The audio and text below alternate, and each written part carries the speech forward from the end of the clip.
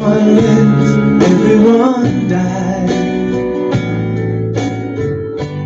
Everyone loves, everyone cries.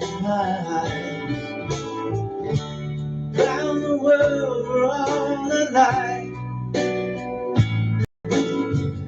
So why is there war? Why do we fight? There's one sea, one sky, one earth. So you and I gotta learn to live together. When one hurts, when one needs, we always gotta learn to live together. Peace, make peace, make peace, peace. Alright, isn't it time, brother, stop dying? Isn't it time, mother, stop crying? Stop the fighting and the hate. We gotta make peace before it's too late. There's one sea, one sky, one earth. So you and I gotta learn to live together. When one hurts, when one needs, we gotta learn to live together. Peace, in peace, in peace. Alright, everyone lives, everyone dies. Everyone loves, everyone cries. Round the world we're all alike. So why is there war? Why do we fight? There's one sea, one sky, one earth. So you and I gotta learn to live together. When one hurts, when one needs, we always gotta learn to live together. Peace, make peace, make peace, peace. Alright, isn't it time, brother, stop dying? Isn't it time, mother, stop crying? Stop the fighting and the hate. We gotta make peace before it's too late. There's one sea, one sky, one earth. So you and I gotta learn to live together. When one hurts, when one needs, we gotta learn to live together. Peace, in peace, in peace. Alright, make peace, peace together. Peace.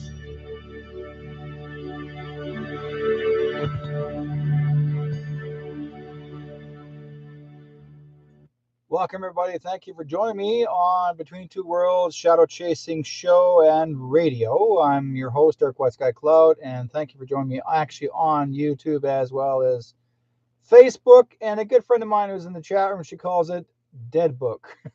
So, yes, there are still people being blocked and I guess prevented from commenting on Facebook, Dead Book, whatever you want to call it, Fake Book, however you want to say it. As well, sometimes it even happens on YouTube. And a reason why I'll say that, I got a nasty letter from YouTube in another email, which basically I have a show that I do from another channel, and oh, my hair got pulled up because I hit the curtain. Um, they said I was not allowed to do any shows for about 90 days, and I went, watch me. So, because they don't like what you talk about. Honest to God, they don't. They don't like what you talk about. They want to make it where uh, they are better than you are, and no, I ain't gonna go with it, folks. As long as I can breathe, and as long as we can get the word out to as many people as possible all across the world, I will do this. I mean, that's why I'm known as a digital warrior, informer, whichever one how you want to do it. I do share information, what's going on from all across the world as well as local. And there has been a lot of things been going on around us. And I'm sure you guys have actually heard I'm seeing also the most recent thing that actually happened. And it's been going around everywhere. The rods of God destroyed the guidestone. I guess that's what they say. The rods of God destroyed the guidestone, and people don't realize that guidestone was not made to help people. It was to basically depopulate people, because it's according to the people that have read it and deciphered it, said that it actually belongs to a satanic organization that used the word New World Order. So they knocked it down. They went kaboom, and it didn't. They didn't. It didn't. Let's put it this way: they did not make it explode locally with, the fireworks that we do by celebrating. No, no, it was from up above this way. The rods of God knocked it out, and I was so happy when I saw that, and I thought, wow. And then, normally whenever they investigate something, and if anybody wants to try to save it, the town or the city decided to, we'll just push the rest of it over. So they did. They never kept it going, like most towns will say, oh, we'll just refix it. We'll make a new one up, put it up there. No, the bulldozer came out there and boom, boom, boom, boom, boom, crumble, done, gone. So it's history. Okay, that's his story, his story, done. See, God wins, and that's the reason why they're exposing all this to the public, let them all know that there is no one who's ordering us what to do, that we are living in a wonderful life. And crazy part of it is I had a dream of a song that I have not heard in years.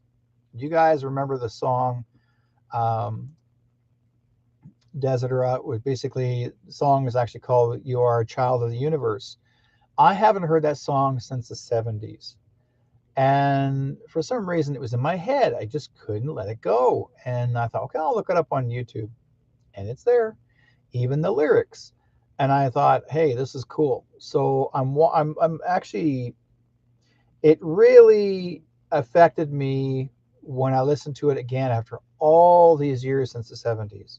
And the first time when you listen to that song, in the words, you think, okay, you are a child of the universe, no matter what tree, no matter which, I could say, you are a child of the universe. What is it now? No less than the trees and the stars, you have the right to be here.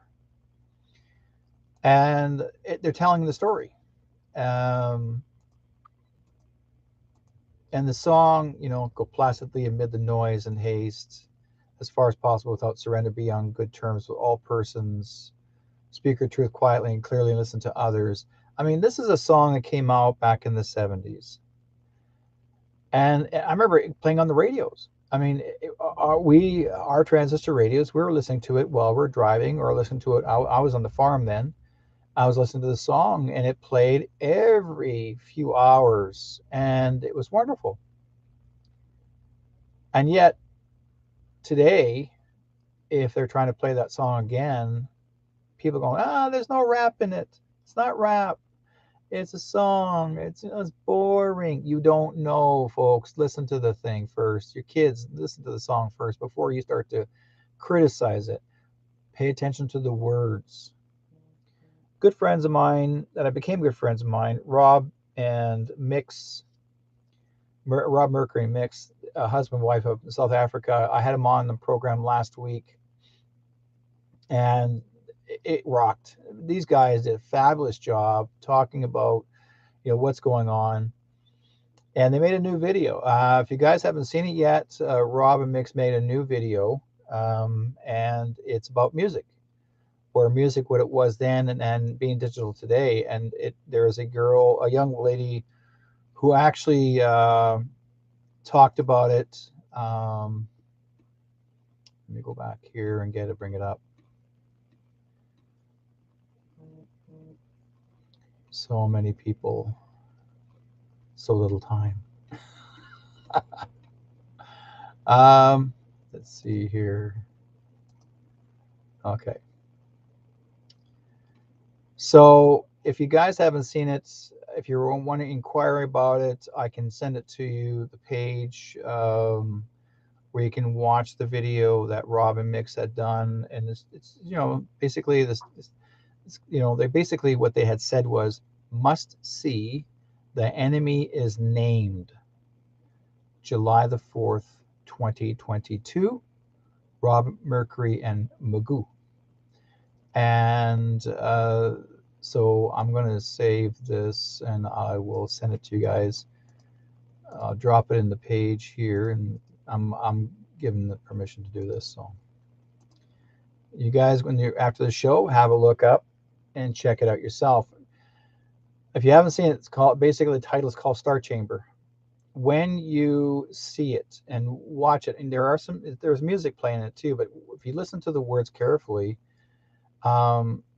these guys that sing the songs, I mean, it is different. I mean, the music we used to sing back then years ago, you heard the words, you understood the words, they all have a purpose. The writers, the guys are really good at what they're doing today. And I commented on that. And even though myself, I'm a radio broadcaster, I do work at a radio station, I do mix my music, but mixing music since I was young. I have noticed there's a big difference in music. It's not even, most of your songs now are abbreviated, and it's the main beat. It's just a beat, beat, beat, beat, beat. And I thought to myself, okay, what happened to the realism of ourselves? What happened to us that we, as people, we used to always enjoy listening to a song or songs, people that are writers, wonderful writers and singers, and they would talk about telling a story. Basically, most of these are ballads. Anybody tells a story, it's a ballad, and they're talking about ourselves personally, the journey that we're on, or about someone else. It really gives you a lot of enthusiasm and gives you a lot of, makes you feel good. I mean, a lot of people don't realize, if you look back at some of the old songs, some of the songs that people used to sing, even the song, I remember back in the 70s when I was in school, and remember that song, Higher and Higher. Your love was taking me higher. And because you're putting that song and you're picking it up, and then they put it into the movie Ghostbusters. Again, made people feel good. They put the beat in it and it made people feel good because you're reaching to the stars higher and higher. And there's so many songs um, that helped inspire people and gave us inspiration, gave us enthusiasm, and it make us feel good. I mean, this is what basically what love is all about. We are trying to find, you know, that old-fashioned love song, or a song that would inspire us while we're working out in the gyms. I mean, a lot of people are working out or running or riding or driving, or, you know, you always have music playing. It gives you inspiration, you know, because you want to give that push. And yeah, that's a good one, Corlin. Tell Laura I love her. Yeah, again, these are love songs. There's so many people.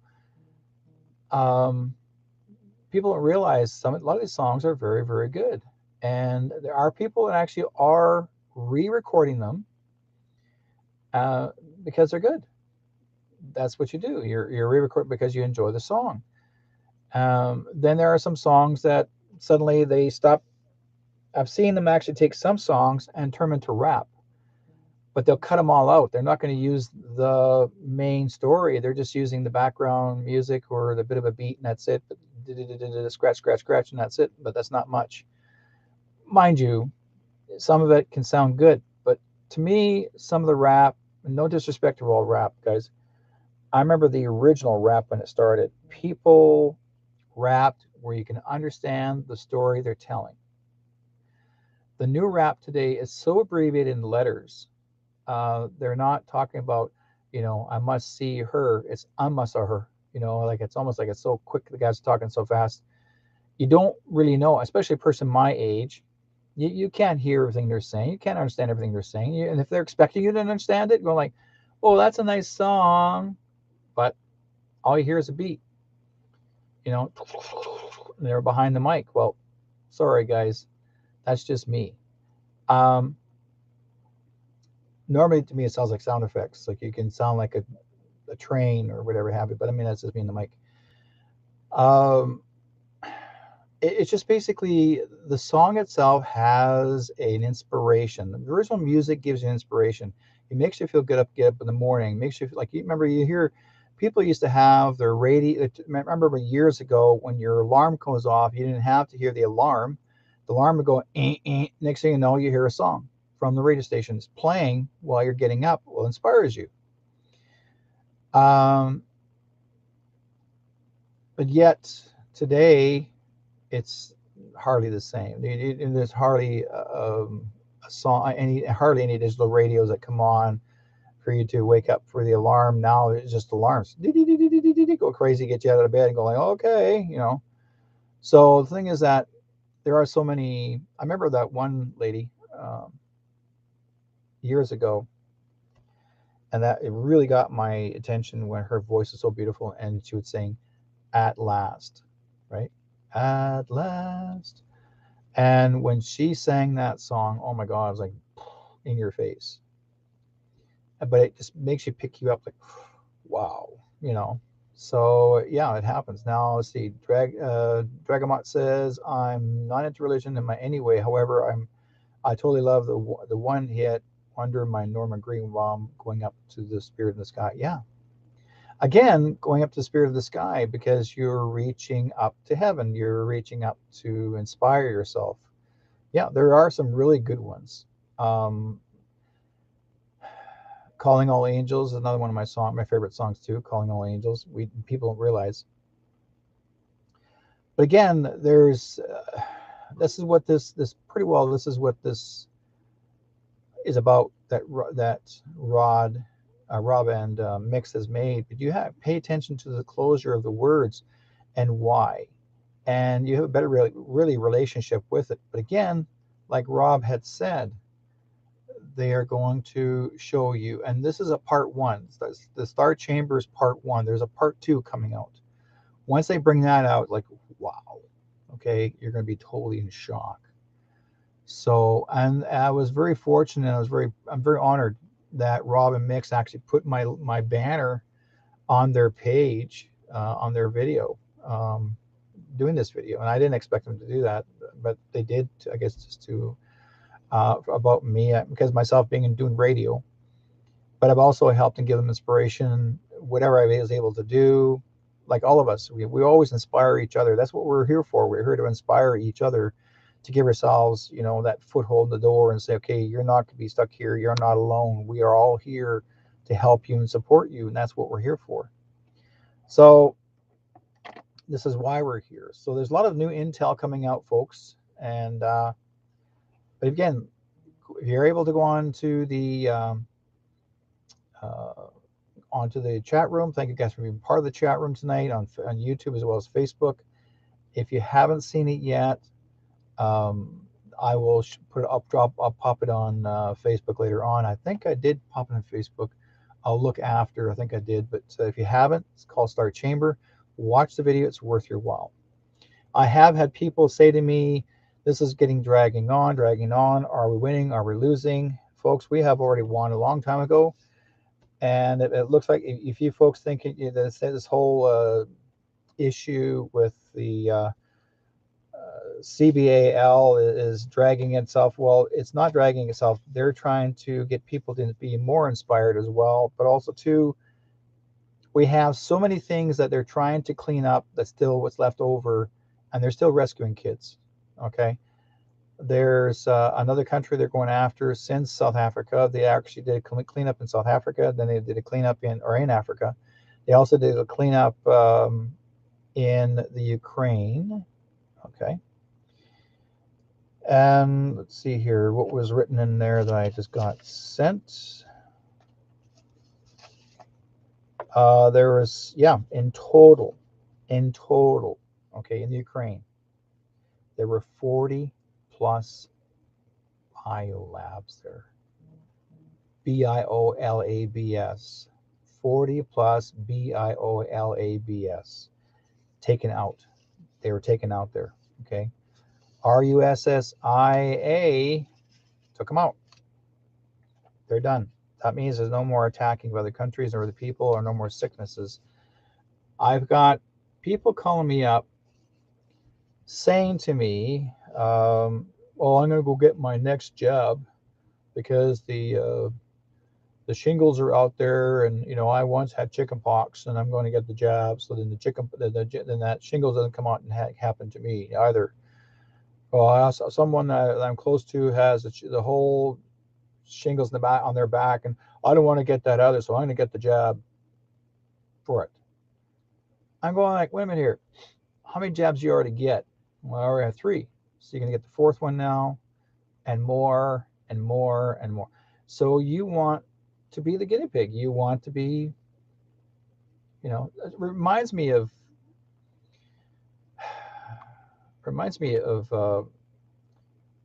I'd say Alfred Hitchcock.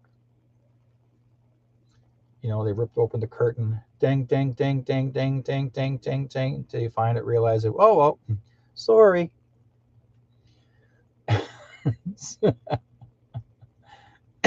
What can I say? So, and use these words, folks, if you can. I mean, this is some of the symbolisms of Rob and Mix that said. It's all relates to music, and I actually, when I listened to the video, watched the video, listened to music, and then suddenly I heard in my head, and say you're doing a play, and remember, folks, okay, here's your cue, you're on, now sing. Here's your cue, you're on, now sing. And that's what I heard, and I wrote it down. Interesting. Okay. Yeah, of course it does. This is where it comes from, folks. And you try to explain that to people. Oh, I need to get that for this, and walking pin cushions. Like I said before, we got 40 plus BIOLABS that were taken out. The Russian military came in there and took care of it. It's done. It's over. Finished. Cleaned it up. Now, one thing I want to point out, where did I put this? I got so much stuff here. Where did it go? Must be in here. Yeah. Rods. Oh, here it is. I always spread my new sheets out here just to make sure it's all in order. Listen to this carefully, folks. Listen to this carefully. This is actually was shared to the public by a leader, a good leader in the United States, who stands on the platform with his red tie. And he said there was over 800,000 children in the U.S. That's 40 to 60 million children. 40 to 60 million children that were found and brought home. They were found in the deep underground dumps, deep underground military bases. Okay. 40 to 60 million children that were rescued across the world. Now, do you think you guys are in a bit of a hurry to get your lives back again? Or would you rather wait until all these kids come home to their families? Because if you're in a hurry, too much of a hurry to have your lives back, I guess you don't care. Because you better have kids, because you never know, maybe your kids could have been one of them that were taken away and disappeared. But this is what they're trying to do. This is what Mr. T has been doing in the United States. He's been rescuing all these kids since he's been in government. So think about it, folks. That's 800,000 children, and that's just the United States. Does not, and that's just mild, but 40 to 60 million children, or no, sorry, 30 million, 40 to 60, million children across the world that were rescued. Okay, that's a lot. That's throughout not just 1 or 2 or 3 years ago. That's years and years and years. Some kids have been gone for a long, long time. Some of them became young adults. Some actually did not make it to become young adults. I mean, this is crazy. This is absolutely crazy. Let's see here.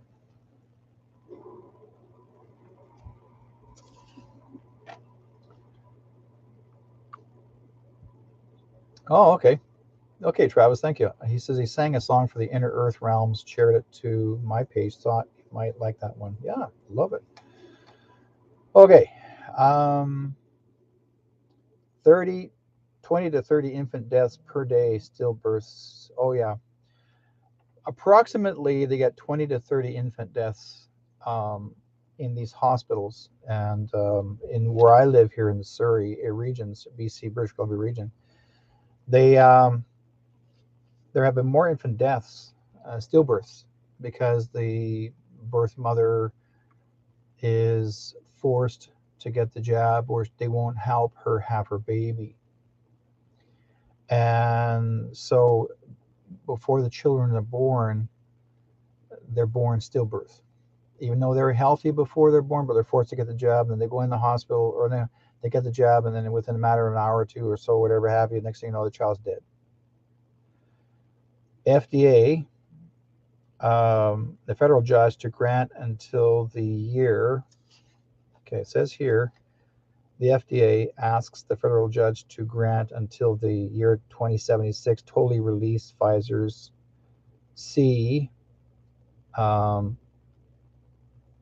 vaccine trial date. So basically, they wanted everyone to wait until 2076, and then they'll let you know all the ingredients, whatever else is in there. But they're not going to do that because it never got passed.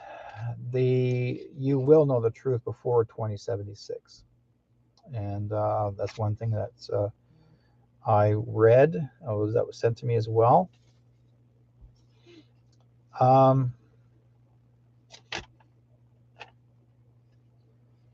Human trafficking.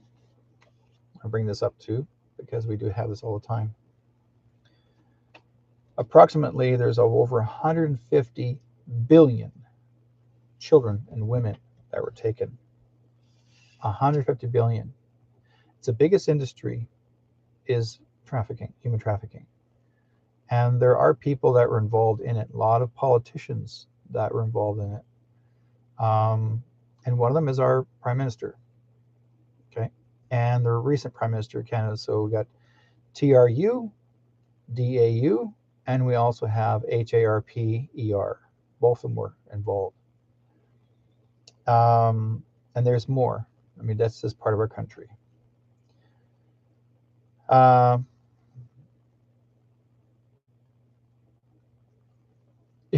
Yeah, that's so funny. Yeah, I remember. Yeah, our PM here in Canada says we have to be jabbed every 9 months.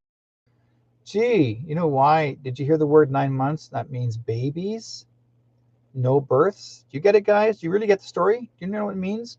You have to get jabbed every 9 months, not once a year, every 9 months. Means no babies being born. I'll tell you why right now, because as we speak, okay, in the country of Hungary, there are lesser and lesser babies born. Why?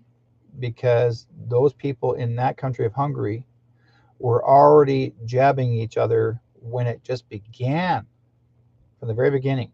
They were one of the test grounds next to Australia. And there's very few births. All of them or most were stillbirths or no births at all. Most of the men in Hungary are pretty well almost sterile. Now you know why the jabs.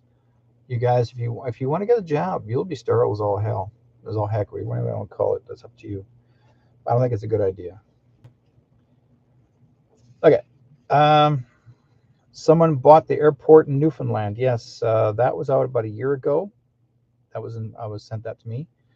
Yeah, someone actually, a government official, someone from the government actually bought the airport in Newfoundland, and it's barricaded. No one is allowed on the base. Politicians from the federal government said this story. Yeah, that's true. They did. Gee, I wonder who got the airport in Newfoundland. Okay. Tell us what's going on in the Netherlands. Can't. Not yet. Can't say. Not yet. Now,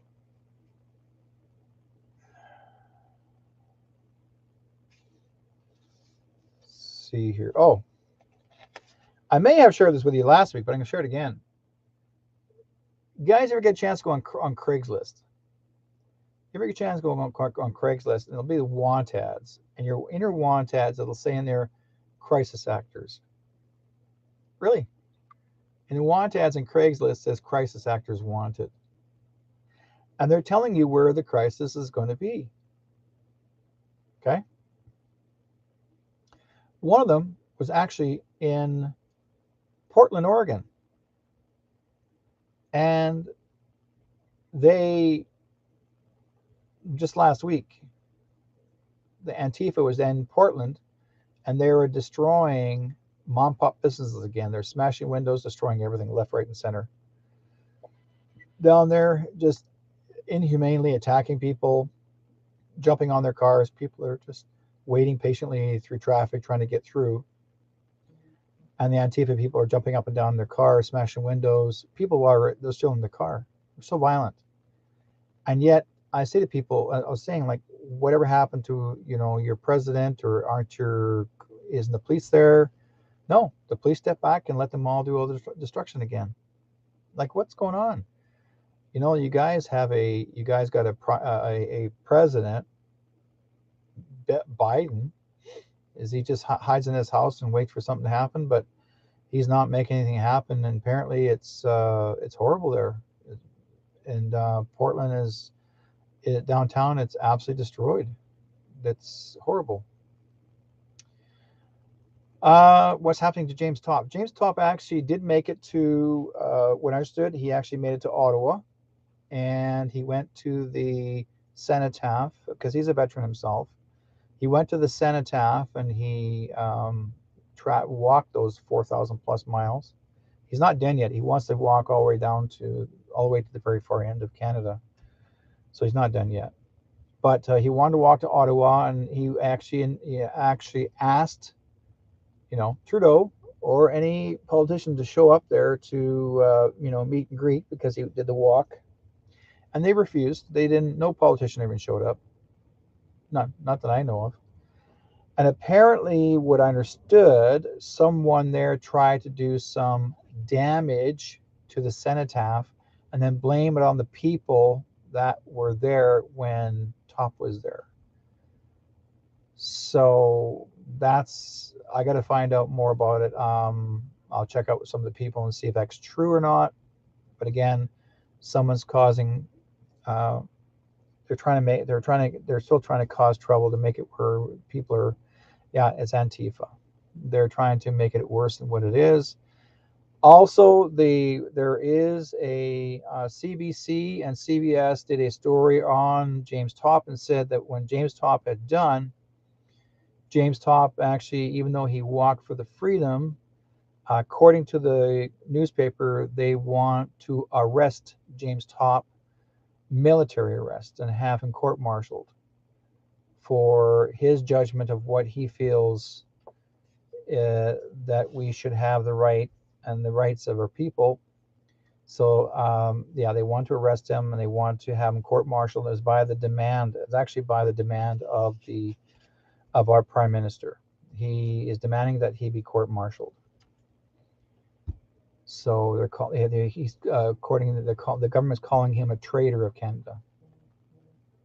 Okay, not traitor as in trading goods, as in TRAITER, or yeah, they're trying their darndest to actually make sure that no one, okay, that no one actually has their freedom. And now I watched Arthur Pawlowski. He had an interview last week, midweek, having a chat with Pat King. And Pat is, according to Pat himself, he's doing good, but he's got a lot of infection in his one leg because his one leg he's got prosthetic, and it's not doing very good in there. He's very unhealthy. They're not really taking good care of him at all. And I know what prison is like, folks. I've seen it inside. It's horrible, absolutely deplorable, especially in Ontario. You're treated like a garbage. You're treated like a dog, worse than a dog in these prisons. It's absolutely horrible, absolutely disgusting. The food is disgusting. You don't get the real good food.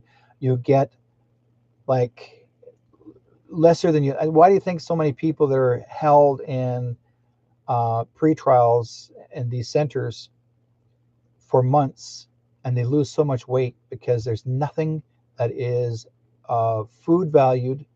They don't want you to have the energy. They want you to be skinny. They want to starve you, like as if you're in an Auschwitz camp. And I will say that.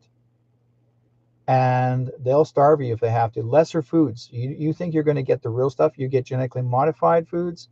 It's the powdered eggs, one piece of toast, lucky if you make it, and they starve you to death. And so I know very well when Freedom George came out of prison, out of jail for being there for more than 100 days, he was smaller.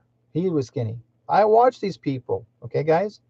If you want to go on a weight loss program, go to jail. There's one way of doing it. You'll never have to worry about what you're going to eat, not going to eat. They starve you to death. Then when Pat King, apparently I know very well, the day that Pat King comes out, he will not be the same size of guy. He could have probably lose between 30 to 40 pounds when he comes out. That's a lot of weight, right?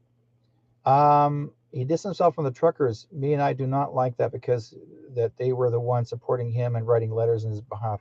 Yes, I know he did distance himself from the truckers because he was warned that CBC was going to tell a story about him. Okay, it's not because he doesn't want to. He would want to talk to the truckers, but he was warned ahead of time that if he got close to the truckers, they would arrest him right there on the spot. I'm not kidding you. Trudeau or any politician wants people like them behind bars. They are making sure that anything that you and I, like myself right now, I'm on this show, doing this show, I would be called a traitor of this country. Okay. According to a government, they say, oh no, he's telling lies. He's a conspiracy theorist. Okay. Guess what, folks? The amount of years, last few years, I've been talking to you guys, and all my conspiracy theories that I was accused of are conspiracy facts, and I've proven it. And others have shared information with me, and I've helped them prove it. And guess where we are now? We're way ahead. We're way ahead. We're not behind. We're way ahead. But their people tend to forget what's happening back there. And there are so many good people out there that are doing freedom truckers, freedom walkers, farmers. There's farmers in Greenland that are fighting for their freedom. All these farmers are in their combines, their tractors, and they're going down the highways, and they're pissing off the police, they're pissing off the government, because they're doing the same thing there as we are doing here. And their inspiration was from the freedom truckers here in Canada. They even said it.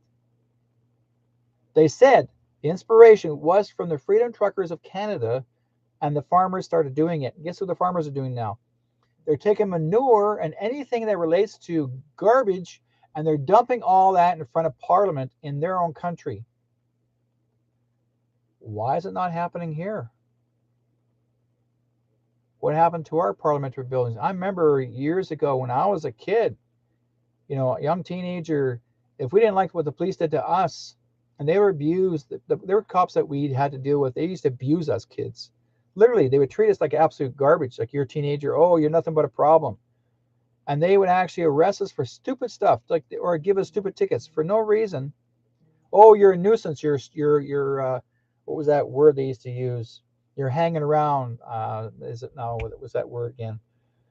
Hanging around a place too long. You're handing out $100, $200 tickets. Okay. So we got fed up with it one day. And this is what we came up with. We inspired the government, or inspired ourselves. We got a went into a baseball diamond, and there's 2 outhouses, okay, made of wood, outhouses, and we dragged them on the stone boat, and we actually took one of the buckets that was full of human feces, and we dragged that thing all the way down to the police station in the nighttime, late at night, in front of the front lawn. And we parked it on top of the front lawn, and we took the feces and dumped it right there and called it the new police station. That's what we did years ago, back in the 70s, because we got tired of their abuse. And when the cops showed up, now these are young rookie RCMP. You don't abuse the people of the town. Okay, it's a small town. This is Alberta, folks. This is actually in Alberta here in Canada, in northern Alberta is where I lived. We got tired of them actually picking on us. So we took a stone boat, put the outhouse on it, dragged to the front lawn, dropped it there, put a sign on there, RCMP station, and typical, it looked like an outhouse, and we just dumped the feces all over inside of it on the front lawn. Took off. They never knew who did it. To this day, they still don't know. Never will. Okay? And all those cops that were after us at the time now are passed away by now, because some of them were in their 40s and 50s. So, they're gone. But we got tired of their abuse. We got tired of them trying to control the town. Yeah, you don't fool around with Albertans. Carolyn, no, you don't fool around with Albertan. What goes around comes around, and especially your farmer. Like they are abusing the farmers. They were coming in and they were treating some farmers, like young farmers, like crap. There was no respect. Whenever they bring in the rookies are the ones that were actually verbally abusing people, like just pull you over. Like you're a farmer and you're coming to town, going to an auction, and that morning, and you're going to go buy some cows, and they'll pull you over, and they want to know what's going on in your vehicle, and they're diving inside your truck looking for drugs. You're a farmer. Oh no, there's a rumor going around that you're growing pot, marijuana on your land. Are you kidding me? They gave him an excuse to look in the truck. There was no marijuana. Nobody was just growing any freaking marijuana. Then they would actually check your tanks, because there was when we were driving into town, it was not just a big huge truck, but also a small car. They would actually take our gas, and they would put this little squeeze thing that you use for a turkey, have based turkey. Well, it's a squeeze thing, and they would suck up the gas to see what color your gas is. You've got purple gas and orange gas. Your purple gas actually is your farm gas. Your orange gas is what you buy in the store or in the gas station. If your car has purple gas, then you get a ticket. It has to be orange gas, which is service station gas. If it's purple gas, they get a ticket. Not a $10, $15, $20 ticket. $50 to $100 because you had illegal gas in your car. That's how. This is Alberta. Just Alberta, not Manitoba, Saskatchewan, just Alberta. They were making up their own rules. They would siphon your gas tank, and they'll say, well, you can't go anywhere until you change the fuel. You cannot drive it home. So you had to keep your car there, and then you siphon your own gas out, and they make you suck your own gas out with your own mouth. Okay, into a bucket, put in original gas in. This is how cruel they were. I'm not kidding you. As a kid, they were cruel. Find out later, if you have lived on a farm and you got a farm license on your car, they had no say in the matter. And we had farm license on our cars. But they, oh, no, it's cars. No, cars can't burn purple. Yes, we can. But they wouldn't let us. They were being such idiots. Corlin, okay. Leila says, Corlin, I don't think they will arrest him. Please stand for thee and Veterans for Freedom behind him. Actually, let me explain something to you guys. It's not as much the police arresting. If the police ever had to arrest him as a veteran, he's still active in service, by the way. Okay? He can be active in service. If he's active in service, that means he can't get court. That means he can get court-martialed. But if he's not active in service, you cannot court-martial him. But it's possible he could be active in service. That's what I'm thinking. Now, the only thing I could think of as well is, like I said, it's over freedom of jab. That's why he was outspoken regarding that, freedom of jab. That's why they went to court-martial him about something over something else. I can't remember what it was all about. It's on my page, on my True North Strong and Free. You look on my page on Facebook, you'll find it there, True North Strong and Free page. I have that editorial in there, and yeah, it's important you guys have a look at that. See what you think. Now, like I said before, back then the police used to get away with it. Now the police say that I can tell you this right now, folks. The police that were in Ottawa that were even giving people tickets for writing chalk. Writing on the road with chalk, we're getting $2,000 tickets, between $1,500 and $2,000. Tickets. Chalk. I thought we had freedom of writing on the ground. It was just chalk, simple chalk. And there were people getting tickets because what did they write on there? On the ground. Some people wrote Free Pat King. And who else did they say? If it says anything to do with the word freedom, you got a ticket.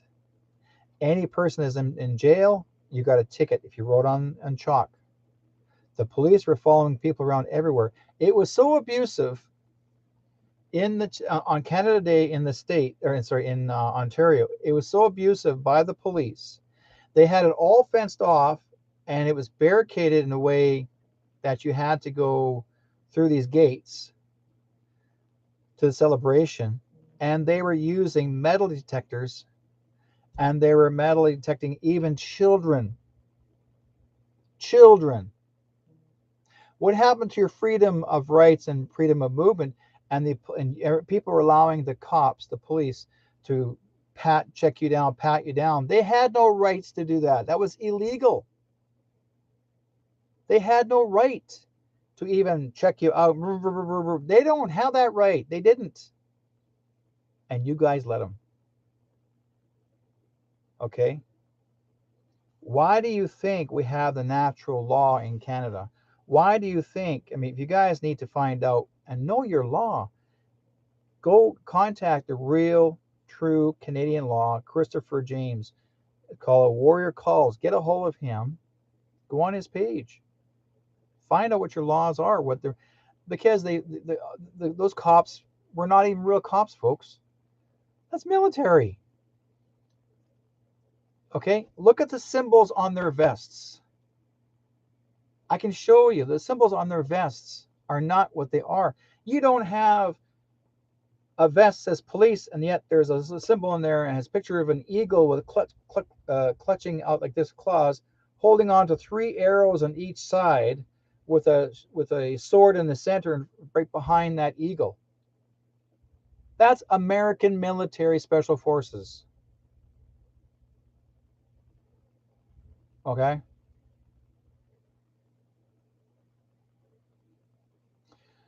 Now, Leela's saying the guy who did it received all the donations of that day, and the real freedom groups didn't get nothing. What was that about? The chalk?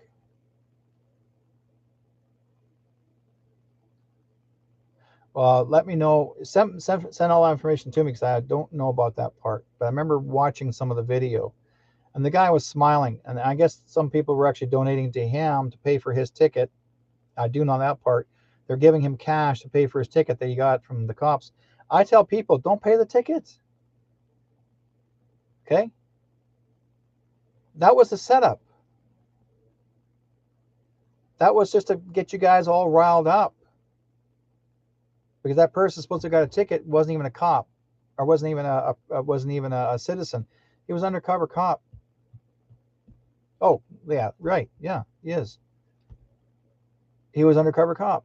There are people come in there, pretend to be part of the group, and this is, yeah, of course he was instigator. That's what their job is, to be instigate.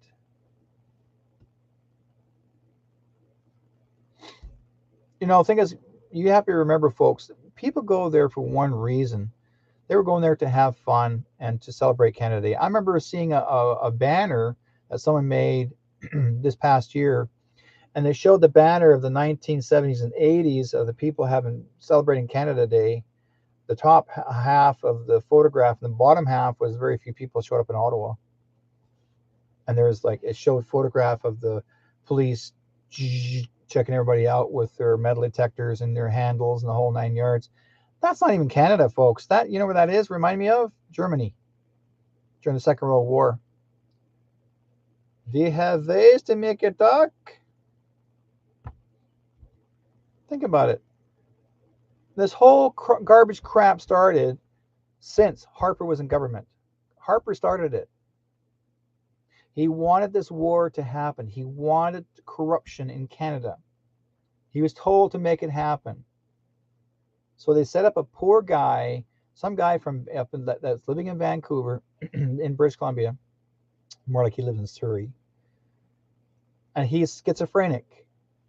2 plainclothes cops got him all set up. Well, actually, it wasn't plainclothes cops, or CIS. SCIS. They're the ones that got him all riled up because he's Muslim, to get him to go to the temple to cause trouble, to say, I want to go back to Turkey and go see my dad. And he wanted to raise hell, and the people in the Muslim temple refused to help him.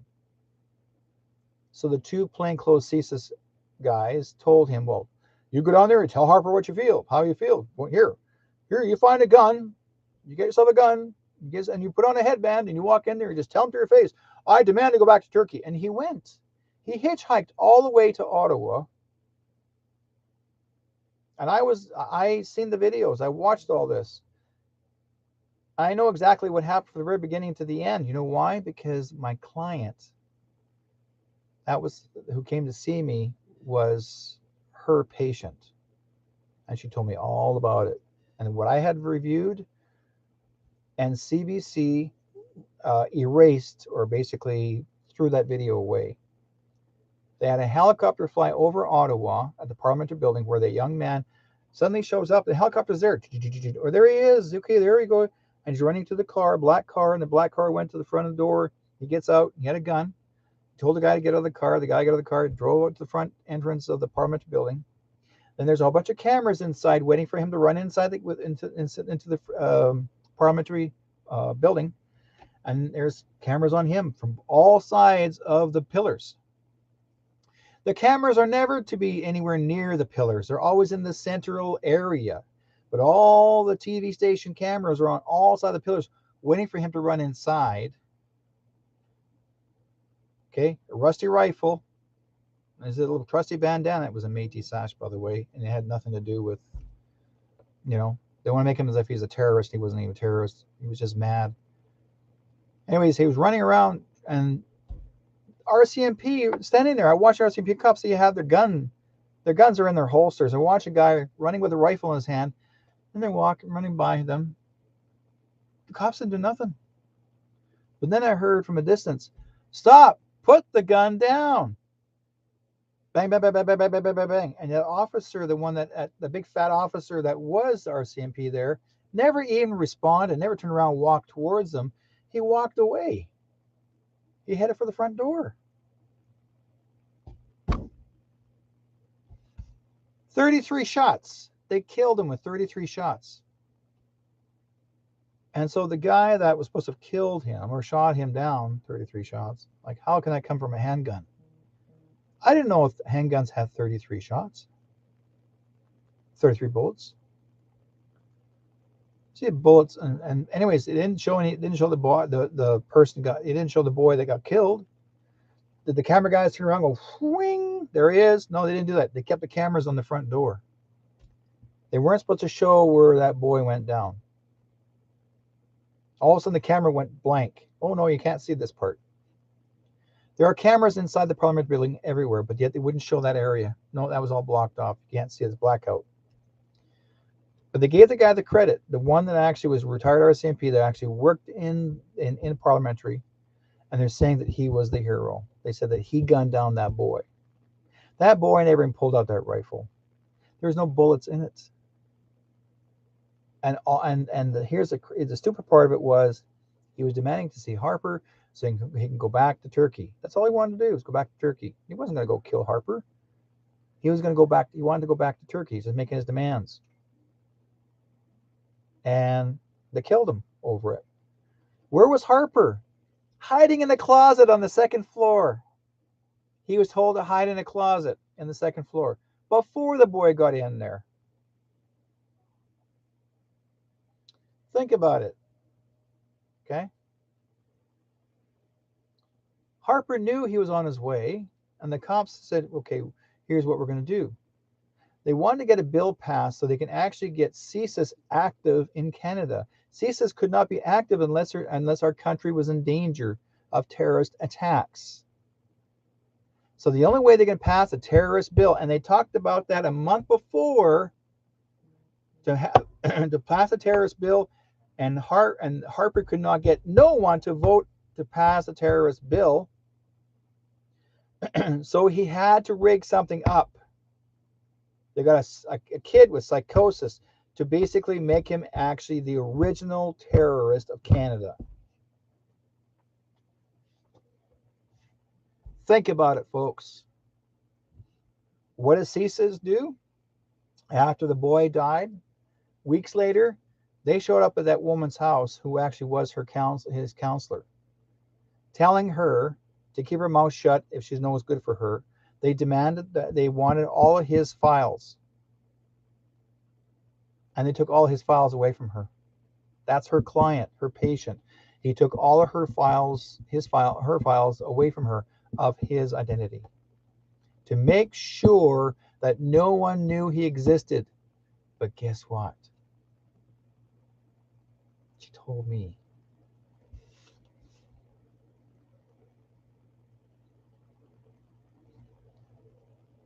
Right? And I knew of that story. I watched it, reviewed it.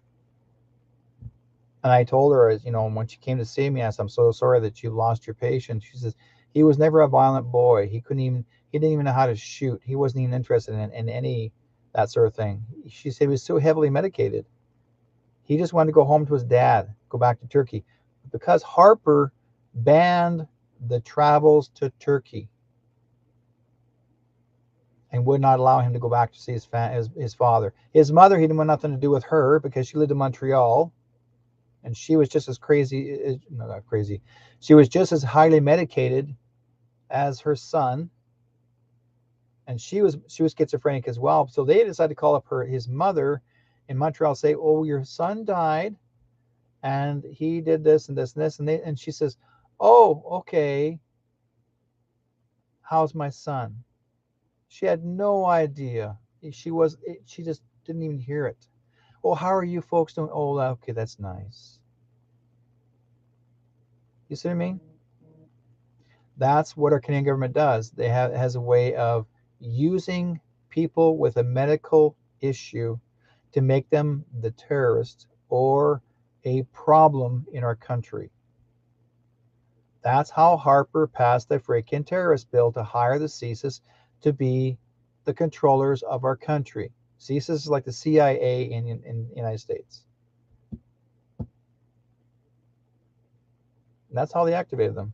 Because before that, they couldn't activate them. CSIS was not around, was unable to do any more activity until there was any threat of this country. And our country was so passive.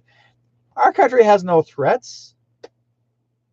Mind you, during the COVID times, we did have threats because Trudeau allowed the CCP invade our country. And he was going to hand it over to them. Chinese Communist Party of China. He's going to let them in. He'd take them over. They were going to be working with him side by side and to control us. But guess what? It didn't happen. It wasn't because of Trudeau. Because of somebody higher up above him in January of 2020 came in there and said, "You ain't doing it, son. We're in control here. We're going to take over your country because we need to help those people to get their country back, and you're not going to take that away from them. No, no, no, no, no." So they took him away. Him and his dad. So if you think that the real Trudeau is there, July 19, 2019, he was taken away. Gone. Bye-bye. So I'm telling you guys, I'm not kidding you. Our country is more freer now than ever was before, but people are still believing what's happening. I mean, sure, but again, this is to wake up with you guys. This whole thing is all to wake you guys up, to stand up for your rights as humans, as citizens of Canada, or any citizen of any country. Stand up for your rights, your freedoms. You know, you guys, one thing I learned about a couple years ago, someone said, "Oh, the Rothschilds ran this country, the Rockefellers run this country, the Bilderbergs run this country." They're the little people. The real ones that are running this country, there's 5 families, even more, and they're not even heard. I got the names right here who these families are that run this country. If they tell you that you're going to have beer, you're going to have beer. If they tell you that you're going to do this, they're going to do that. They tell you what to do. They were running this country a long time ago. But I mean, I'm not going to share it. I'm not going to say who the names are because I don't think it's important. I don't think it's. I'm not going to acknowledge them whatsoever. Their names are seldom ever talked about anyway. So, but the Rothschilds were, right now they don't have anything. The Rothschilds, all their money's gone, it's taken away from them, so they're done. Yeah. So I tell people this, and I mean, I really strongly feel this is important. Everybody needs to know. We're not in the Great Reset any longer. We're in the Great Restart. And the Great Restart means that we are restarting back up again of our lives, getting our lives back. So the Great Reset will never happen. It never has been able to happen. So we're doing fine. Okay. Now,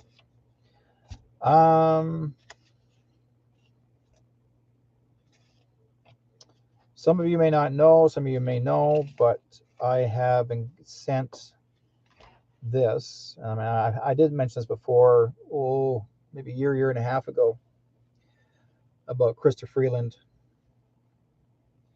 and works side by side with Trudeau. And some of you may know, maybe some know, but she is actually a Ukrainian spy, has always been a Ukrainian spy, working for George Soros Jr. She's been working for him and senior and junior for a long time. But she's a double spy. And she's done his dinner as well. Okay. So if you guys, and I've been watching I watched Pride Day, one area where she was holding on to a rubber, you name it, okay, and it was hanging around her waist, and she was walking probably with that in the Pride Parade, and I'm going like, why? Now, all I could think of is, maybe she's a guy. I don't know, but I do know this: that she's actually is the granddaughter of Hitler's people. I know that, the SS group. So we've got a lot of stuff happening in our country that still needs to be cleaned up, and this is going to stop. It's getting really close. I mean, there are some things I would like to share with you guys on the show, but I don't want to get it to be gross. It gets to be to the point where it just gets to be absolutely disgusting. But I was really happy. I was happy when they took down those stones, and they said the rods of God came in on it and blew it up. New intel. The newest, I am so freaking shocked. I mean, I thought I was shocked. I mean, I'm really shocked. There's more new stuff coming out that, okay, how to say this part. You have the Queen of England, then you got Prince Charles, who married Diana. Now, not many people really did know much about her. I mean, sure, she was an innocent young lady. I would call her innocent, a very soft-spoken, very caring person. I couldn't figure out how those two ever got together. Really, I don't. But I think that she had to be placed there for one reason, was to get inside the castle to know what really was going on. So I think she was a plant by the good guys, okay, by the white hats. And this is how far back it goes, because it made more sense now to me than ever before. She took a lot of hits hard. I mean, I'm sure she's had nightmares, and some of the things that she's actually witnessed. I mean, literally major nightmares of lizards, people, and how this bad stuff has sacrificed things. Just maybe possible she could have seen something, things that are not that great, not so pretty, that she had to be there to be witness of, but also she refused to participate and join the family, so to speak. And that's why the Queen wanted her out. Now, why I'm bringing up Diana, and I'm going to tell you guys, you may not believe it, but this came from JFK Jr. Okay, from his page. This is his own page, his own official page. Here it is. John F. Kennedy Sr. Okay, John F. Kennedy Sr. is the father of Princess Diane. He's the birth father of Princess Diane. Okay, came from John F. Kennedy Jr.'s page. John F. Kennedy Jr. is actually the brother to Diana. The brother. Wow. Absolutely wow. And I was like, Holy. You know, how do you, what, now, you guys may not know the Kennedys are actually of a royal family as well. They got lineage of royal family in generations as well, way, way back. But they didn't use their royal family, I guess, the last name in a way. Yeah, Jackie gave birth to her. I believe so. But she's blonde. It makes sense because that means Kaylee, John F. Kennedy Jr.'s Kaylee, the one that had worked for Trump to represent Trump when he was in power. Kaylee, that would be her auntie, because Kaylee is younger than Diana, and so that's Kaylee's auntie. Diana is Kaylee's niece. Focus is getting greater, and I mean the exposure is coming out. Little pieces. We're shooting the words out there. They're letting you know what's really going on. This is deep as deep can be. You want to talk about Iron Curtain? This is not Iron Curtain. This is concrete. uh, Holy, I'm telling you, there is some really great uh, information here. I'm just blown away. When I saw that, I was like, oh my God. I was like, I believe it. I really do, because it makes a lot of sense. It really does. Because here's the thing. Donald Trump, okay, now here's how they said it. Barron Trump, that's his son. Diana, that's her son too. Think about it. It's it sounds confusing, but the original woman that married Trump, it's not her. But according to Junior, Barron Trump actually is royal blood. And yet he's the son of Trump. But again, Trump is not Trump. Trump is Patton. He's a Patton. He's General George Patton's son. So he's not a by birth of, I'm not how that works. Like, it's almost like Trump would be the cousin by marriage to the Kennedys, unless the Pattons are cousins to Elvis Presley's family. Okay, this is going to be really a bit of a tongue twister. I think this is because Trump is a Patton, not a Trump. Trumps are actually cousins to the Kennedys. So, but he's also the son of General George Patton. That makes him, truthfully, a Patton. So he's not the true birth cousin. If I'm not correct on this, I could be wrong. In the meantime,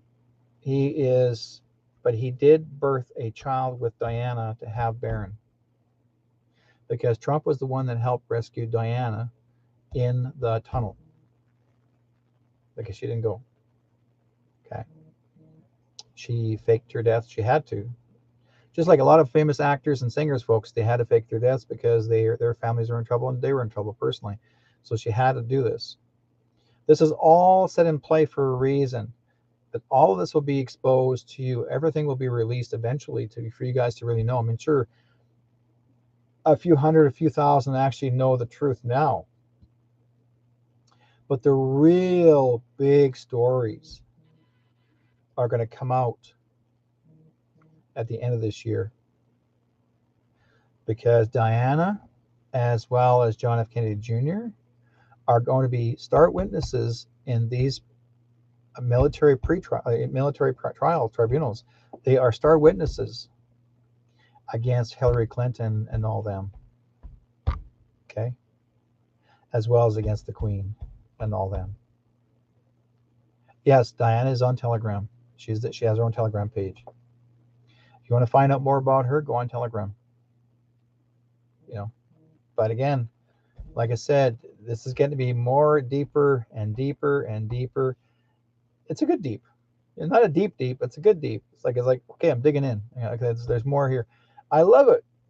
To me, it's exciting. You know, people say, you know, I'm sure you're going to have a lot of people say to me, "How do you know? Prove it, prove it, prove it." Well, you know what, guys? Do your own research. Dig. Here's where I am. They send me the stuff. I'm just sharing it. Okay.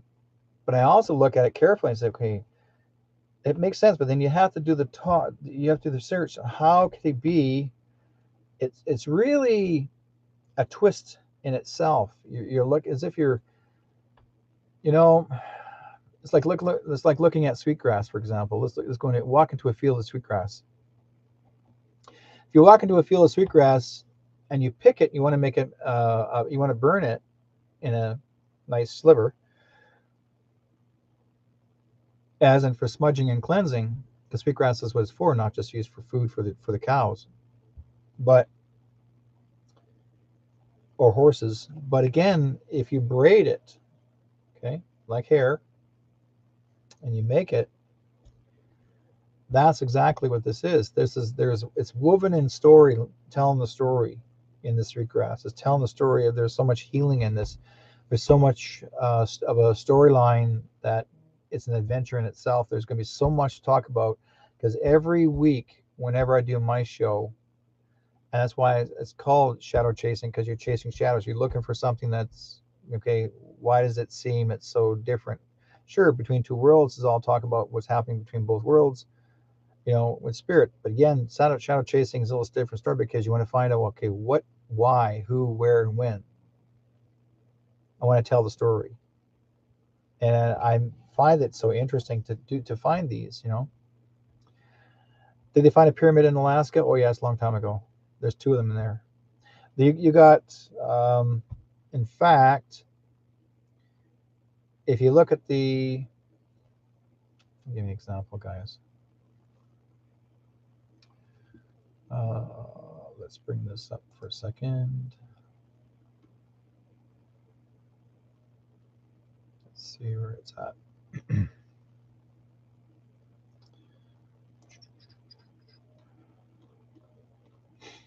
See if I have it in here.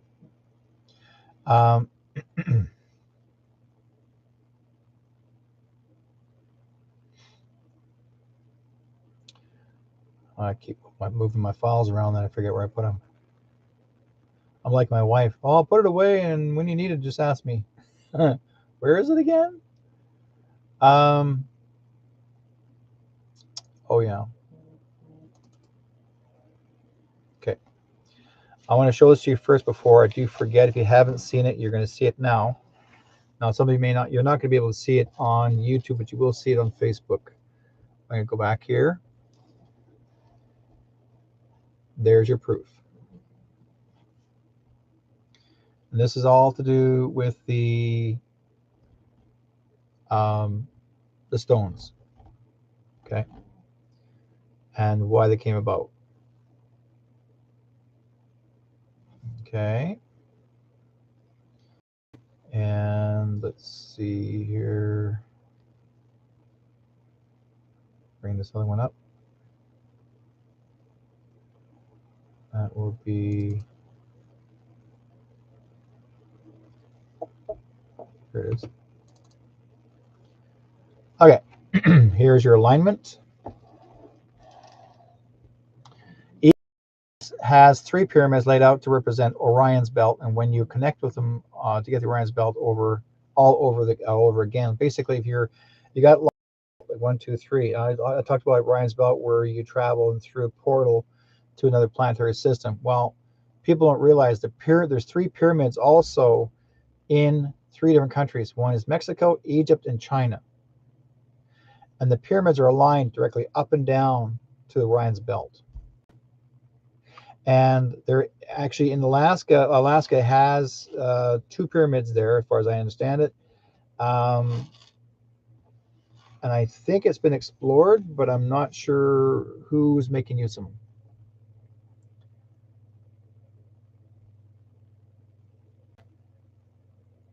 So now you know. Pretty crazy, eh?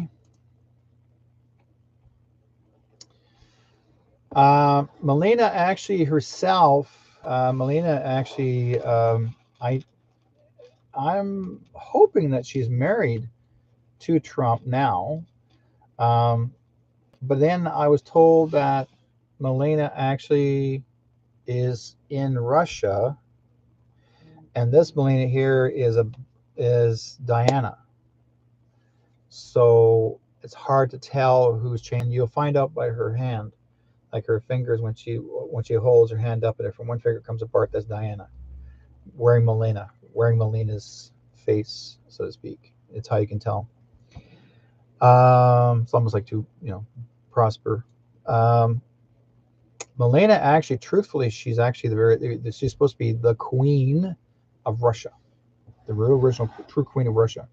So they're supposed to have that's supposed to be coming up very soon because apparently Putin will be stepping down and Melina will be taking over as the queen of Russia. So we're going to have her to carry on Russia, take over the country. Not bad, eh? So what else is there? Um, Picture showing on Facebook, but not YouTube. No, no, it's not. And I'm gonna, I sit down and start bringing in my OBS, set up my OBS where I can actually drop the files inside the program, so you guys get to see on what's on YouTube and how it works, and then you get to see all the things. But if you're unable to see it, you can always go on my Facebook page where I'm holding on the alien in my arm. That's where I'm going to actually take this very same video that I recorded on Facebook, and I'm going to be transferring that into YouTube as well. And so I'm going to have two copies, one of this one and one of the original one. And so then if anybody wants to see it, they can actually go online and have a look, right?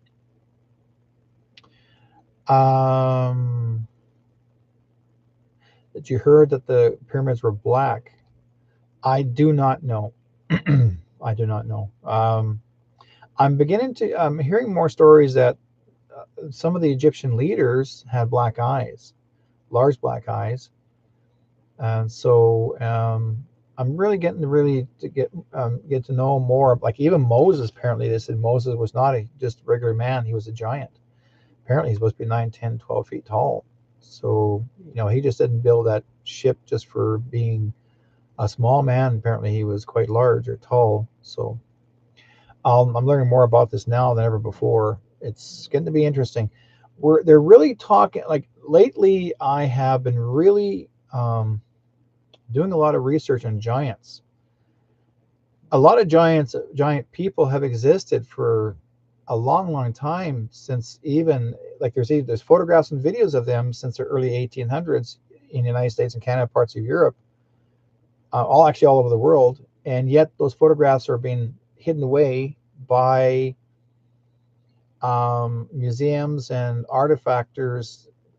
See, Smithsonian, all of them are hiding them all away. But ever since Trump came into being president, he got rid of all the baddies people and seized all of the properties, so then they can be exposed to the public, so the public, people like you and I, can see them.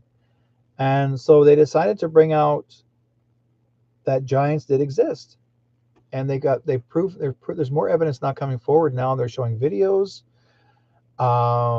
Yes, Bigfoot is real, has always been real. In fact, Bigfoot actually is not from Earth. It's actually from another planet. They were dropped off here by the Greys. The Greys dropped them off here hundreds of years ago.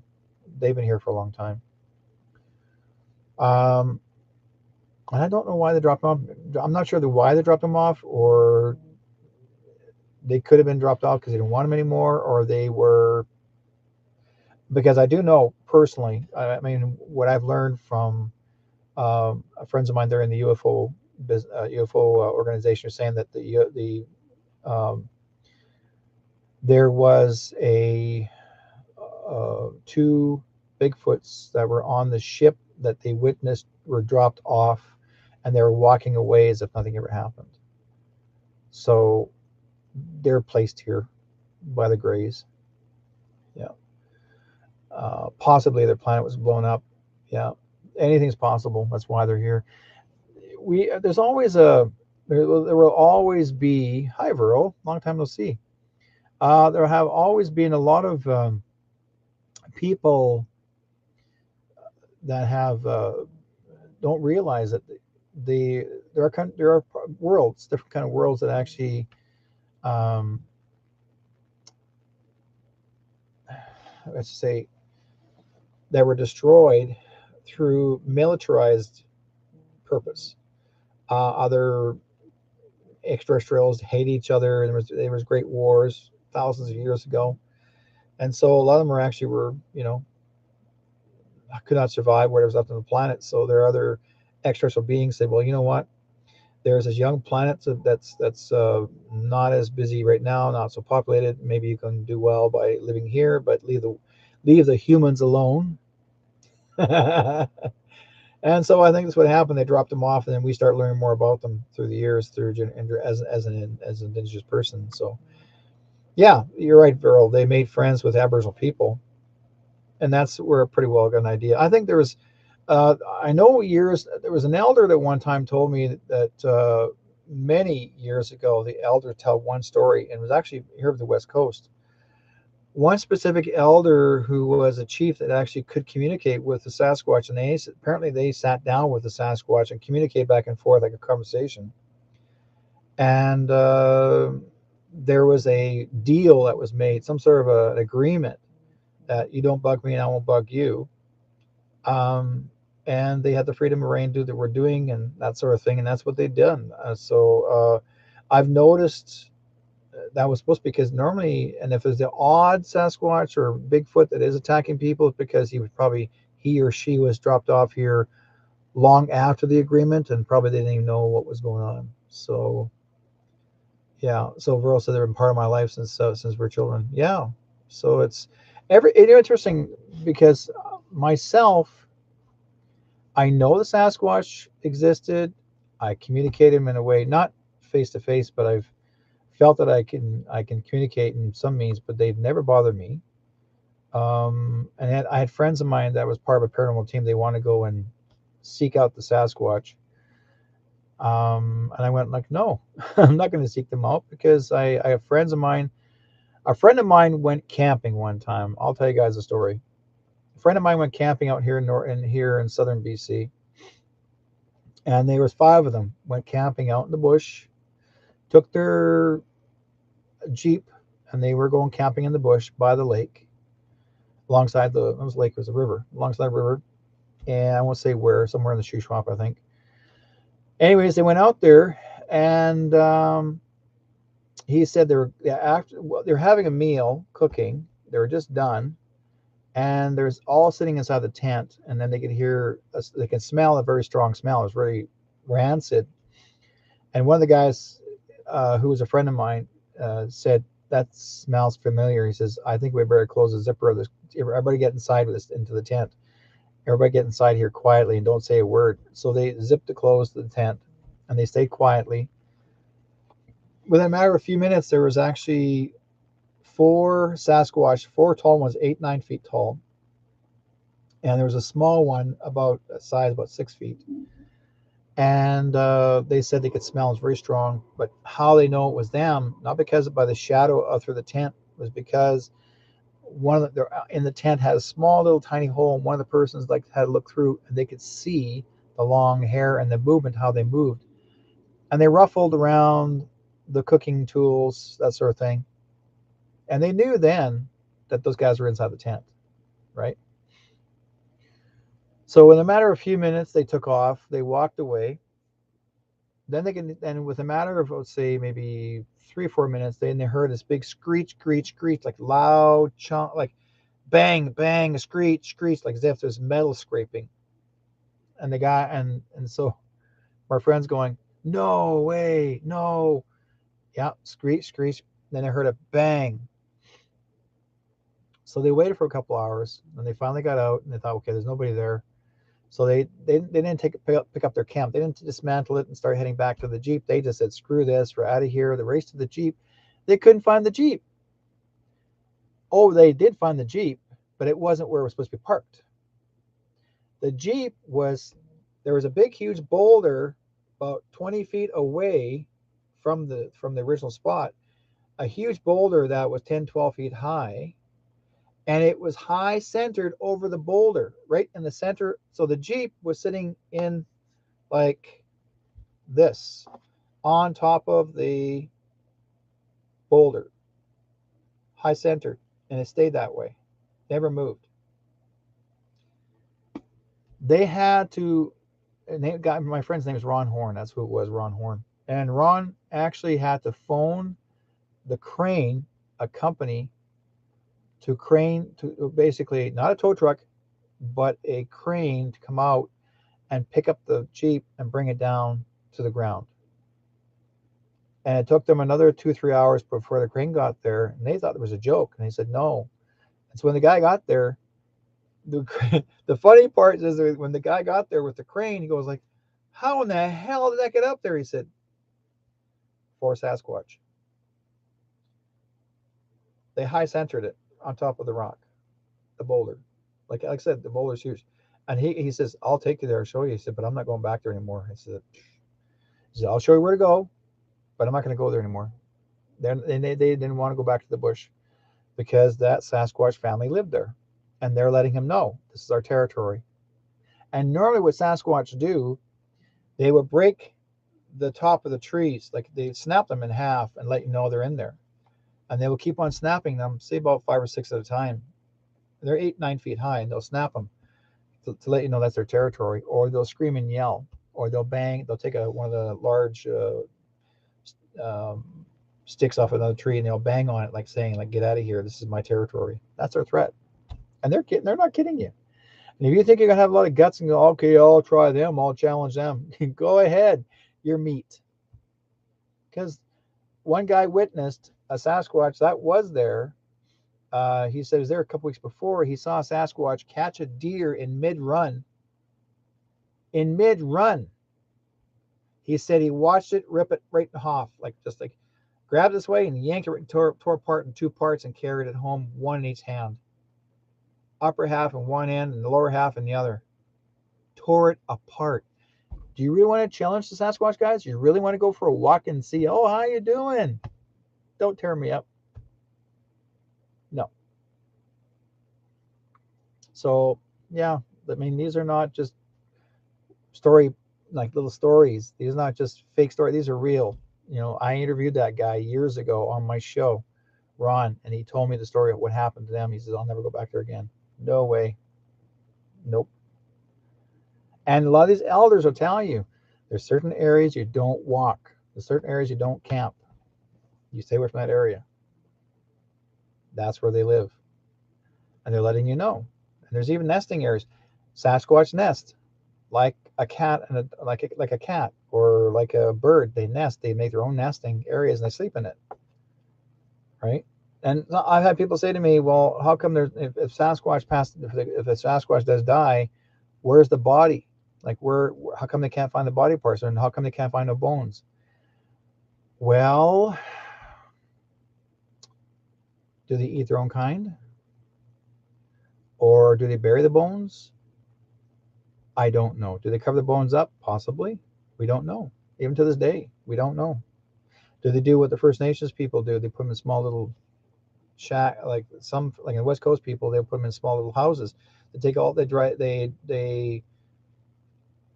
they take all the bones of the person's passed away. They put all the bones in this little house, and it's sitting there in the bush somewhere. I don't know. That's how they do their traditions. So it depends on every individual. So yeah. So you don't miss with a Sasquatch, or you want to call it Bigfoot. Don't miss them, guys, because I love every extraterrestrial being. I love every kind of person that are beings that actually live on this planet. But why challenge them if you want to learn something about them, if they're willing to spend time with you and learn, yeah, fine. But you don't challenge them. If you think you're going to be the only one here, like we're the only ones on this planet, yeah, right. Uh-huh. We're the only ones on all the planets. Yeah, right. Oh, God brought us here, but no, God didn't want to put anybody else on those other planets. Nah, guess what, folks? Mars, the moon, Venus, and other planets, they're occupied. Okay? I know the moon is already populated. Not by Americans. They were populated by the extraterrestrials, but they populated later on. Trump's people have been taking these half human, half animal people that they found, that rescued, and moved them to the moon. Mars has been populated by the military since the 1940s, 50s. They've been over 1.5 million. They're living there already. Mars actually was the original planet that we once all lived on first before Earth. And then Mars died out because of an invasion of another extraterrestrial war. So they moved us over here. And then we came from before that, from another planetary system. Again, we're there to here. Makes a whole lot of sense. Venus is also populated by Earth people there. Venusians live there. They live for thousands of years. Like I said before, there's a young lady named Sky. She's actually originally from New Zealand. And she actually is a healer, and she works for the a group of people, Venusians. She works for them, and then she works with the med beds, and the med beds are here now, so they'll be coming out into the military bases right now, and they'll be used to help people recover. So that's going to be happening. But she was trained for those 5 years. She was living on Venus for 5 years, and then they brought her back to New Zealand. But now If you want to learn more anything about her, if you're new in the chat rooms, go into Telegram, and it says Sky's Medbeds, SKYES, Sky's Medbeds. Check it out, and you'll find out. She'll tell you in her chat room, and there it's going to show you, because once they are out, then everyone will have an opportunity to work on themselves to go through the healing, right? So there's more to the whole thing, but I'm not going to talk about that, especially on YouTube, because YouTube is like, you can't talk about that. All right. Anyways, I'm going to have a little bit of open lines for a few minutes, guys. If you guys want to call in, 360-566-2875. That's 360-566-2875. Let me get my trusty thing here.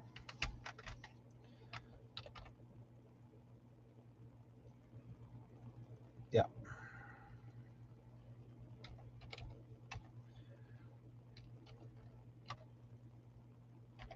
That's the one. And the other one is, I'm not sure if I'm in the chat room, but put it in right now.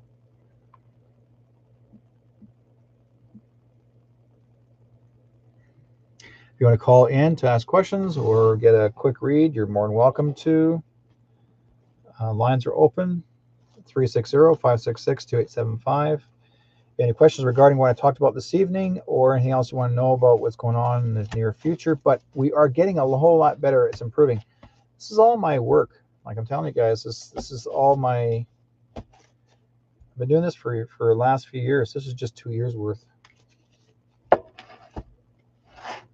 and it's worth your while to learn more about this. Like things like when they travel to different plants. Oh, it must be planets. When they travel to different planets, do they do through portals? Yes, they do. Most of them do. We may think that the moon in here back and forth is like millions of miles away, but it's not. What I understood, that you can get to the moon in a matter of like an hour, 2 hours. We think that it's longer distance away, but it's not really. It's a lot shorter, closer than most people think. Was the moon, someone wrote in there, was the moon land? Did people land on the moon? Truthfully, no. The moon actually, there's a film that was done back in the 50s or 60s, saying they landed on the moon, but it didn't land on the moon. That was all on film. That was in a studio here in Hollywood, California. They were making it look as if they landed on the moon, but they didn't. So you watch a portal open up in Nanaimo. Cool. Yeah. It's really when you start to see cool things, and it's going to get more and more active consistently. They're going to show more and more to people.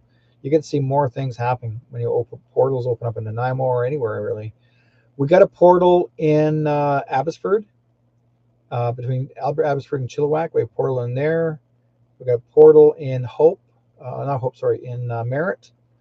In the Merritt regions, just above the town of Merritt. There's a portal in it's a small town. Ooh, I can't remember the name of the town all of a sudden. And they were famous for the UFO landings and sightings, that sort of thing. It's up near Clearwater, so here in the BC region. And then there's major amount of UFO sightings and landings. There's actually landing bases on the island, Vancouver Island. So that's been going on for, well, since Vancouver Island became what it is. There's underground tunnels, underground city under that as well. So even like Johnny and my friend Johnny and Enoch and I were talking about underground cities long before even the COVID ever started. We're talking about underground cities and underground tunnels, and before all this is exposed on the internet, um, because I would remote view it, and then other people that I know that Johnny knows, they're remote viewers as well. So we've all worked together to tell the story. It's very fun to do. Um, we tried to get as much out to the public and let them know what's going on, inform them what's going on, but yet people weren't ready to listen to that. They're like, oh, how do you know it's not there? And we had the COVID times, and then later on, now today, people are beginning to believe it because they're talking about closing the portals or closing the not portals, closing the tunnels down, because the tunnels were not used for a good way. The tunnels were used in a very bad way, and most of the tunnels were used for child and human trafficking.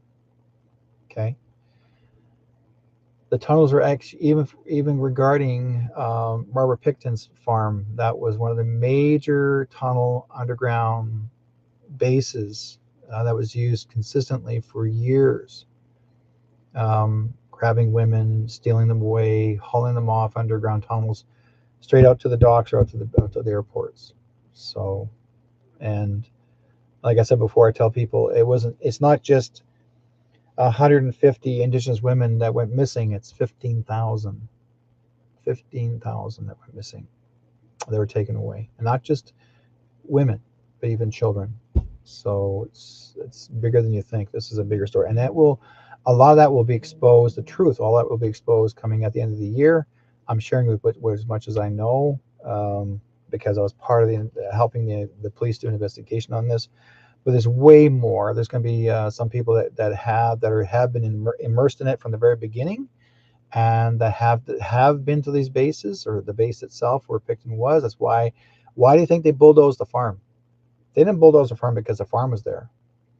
They bulldozed the farm because the underground tunnel was there. You weren't supposed to find the tunnel. You see what I mean? You weren't supposed to find the underground base because Harper was in government then when this all got shut down, and he knew it because Harper was part of it. Harper and Trudeau, they were there. They were both there. And the Queen told him, shut her down now, because she was part of it too. So it's bigger, folks. You're gonna find a lot of stuff in the end. The exposure will come to the surface in the matter of I would say September to November. You'll start getting more and more information sent to you, fed to you, and they'll be telling you not just through mainstream media. It's going to be shown to you righteously, right to your face on TV, right directly from the military tribunal bases. And then when you see the tribunals, then you'll see the truth. So I'm just giving you guys a heads up on that. You'll see lots. And whether YouTube accepts this or whether some other pages will accept this is up to them. But you're going to start seeing it come to the surface. And you'll find out, right? Let's see. Question about Melania. Okay, the picture is showing on The picture is showing on Facebook, but not on YouTube. Yeah, it is just true. Here's the date. Remain good friends and is playing the part. Yeah. Princess Di is she's wife. Yes, true. And they have another daughter too. Yes, they do. The other daughter, um, I think, is JFK Jr.'s daughter. I could be wrong. I got to figure that one out. Baron is their son. Yes, it is. Baron is their son. How sick and evil these people are. Yes, Anna, it is. It's you know, it's um it's getting crazier and crazier and crazier.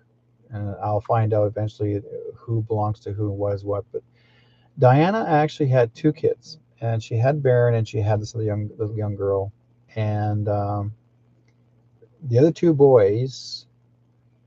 She had two sons as well, but those other two sons that she has not the ones that are that she supposed to had with the Queen or with Charles are not those are not her kids. Those are actually were borrowed children. The real children were actually hid away, placed into protective custody. These other two are from these other two boys are from other families. They're not real royalty.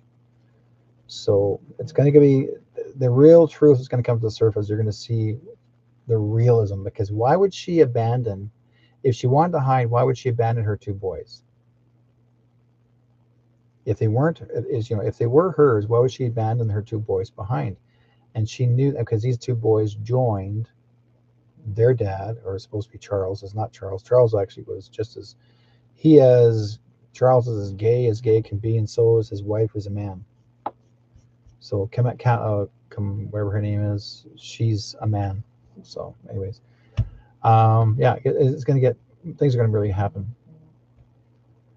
Yeah, they kept Barron away from all the BS. They didn't want him to know what's going on and what's gonna happen eventually. I mean, Barron knows pretty well. Let's put it this way: Trump and JFK Jr. went back in time. They went to a time machine. I love this time machine.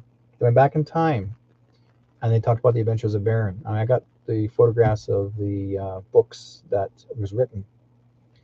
So, and it all relates to Barron. It all relates to the Trump family. The name Trump never existed at all until of these past 10 years or more. But before that, the family Trump was not, because originally the name Trump was a German name for it, was Drumpf. That was it. It was spelled Drumpf, but it became Trump. Well, back in the early 1800s, in the time machine, it says Trump. I'm going like, okay. I went back in time machine, because everything's time machine. If you haven't seen those books, look for them. But there's one's called Adventures of Barron, and there's four of them that were written. It's kind of cool, but it all relates to the story that's happening today. It's almost like the Wizard of Oz or Alice in Wonderland. You're telling the story, like Alice in Wonderland actually was all based on a guy who was himself supposedly. The writer was a pedophile too. As I understood, I've seen the photographs. He actually had photographs of naked little girls. I saw that just recently. I'm going like, then how come? And they called it art, but no, it's not. It's not art. That's not art. That's not good. But he based that book out of that one little girl that he was interested in. She passed away. That little girl that he photographed, she was in her 90s when she crossed over. But yeah, it's interesting how that one turned out. Anyways, we're coming to a close. I guess you guys were probably wanting to watch my show more than actually call in, but I want to thank you guys for joining me. And if you guys want to like and share, please like and share me on YouTube, and share that with everybody as much as you possibly can. Same thing at Telegram. Find me on Telegram, True North, Strong and Free. If anyone wants to get a reading, psychic reading from me, you can actually go to my webpage and have a look to see what I'm all about. whiteskycloud.com. That's WHITESKYCLOUD.com. And yeah, it's going to be interesting. I'm going to leave you guys. I got a song here I want to share with you guys. I'm sure you may like it. I'm going to see if I can bring it up here. I'm going to play a little bit of it and see if you guys remember this song. Give these guys kudos. This is it here. Take good care of each other. God bless you guys. You are a child of the universe, no less than the trees and the stars. You have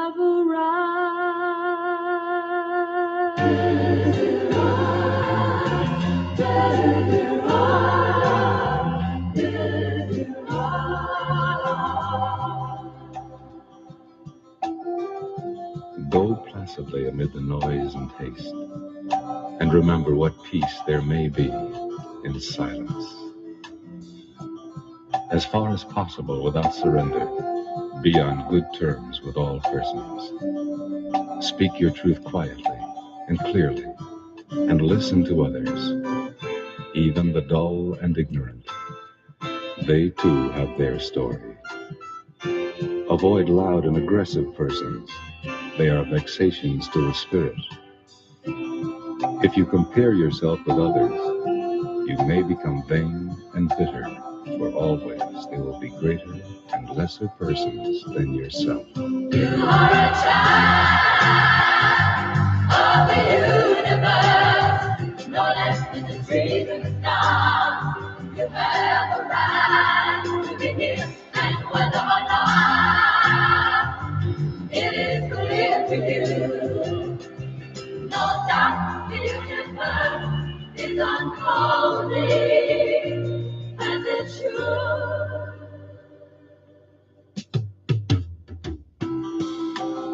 Enjoy your achievements as well as your plans. Keep interested in your own career. However humble, it is a real possession in the changing fortunes of time.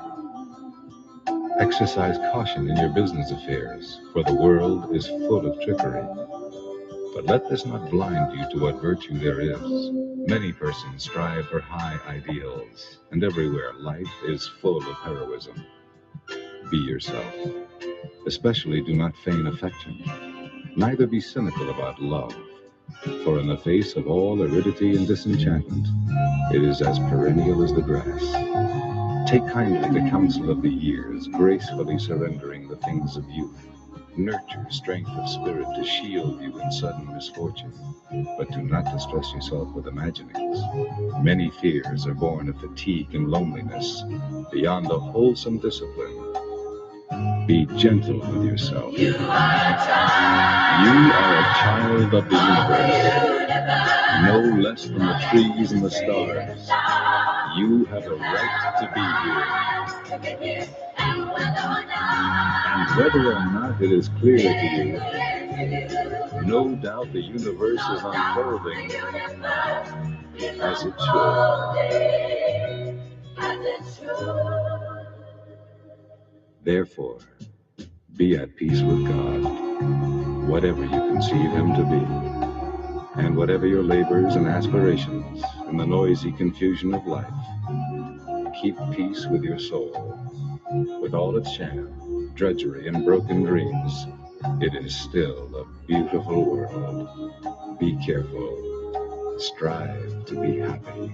You are a child of the universe, no less than the trees and the stars. You have a right to be here. You are a child of the universe, no less than the trees and the stars. You have a right to be here. You are a child.